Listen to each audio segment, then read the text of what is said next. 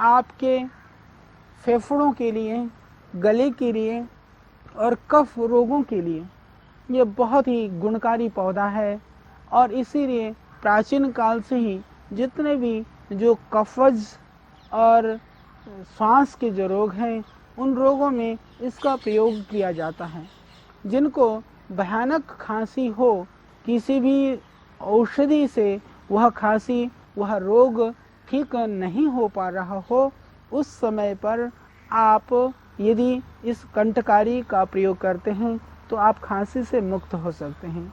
तो उसके लिए आपको करना होगा, यदि आपको भयानक खांसी है, यह कंटकारी, हालांकि क्योंकि यह पौधा आयुर्वेद का सुप्रसिद्ध पौधा है, तो कंटकारी पंचांग आपको पंसारी के यहाँ जो जड़ी बूटी के जानकार लोग हैं, जो दवाइयाँ बेचते हैं, उनके पास भी यह सूखी हुई अवस्था में आपको मिल जाएगा। हालांकि उसमें कांटे होते हैं, सावधानी से ला करके आप उसके टुकड़े कर लें। टुकड़े करने के बाद में फिर आप इस कंटकारी को लगभग आप 3-4 ग्राम कंटकारी को 200 ग्राम पानी में पका लें और उबाल करके जब बच जाए लगभग 50 ग्राम, उसको छान करके आप पिएं।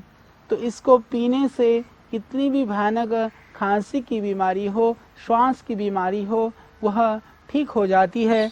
जमा हुआ जो बलगम है वह निकल जाता है। तो उसके लिए यह बहुत ही अशुक और बहुत ही सुप्रसिद्ध औषध है।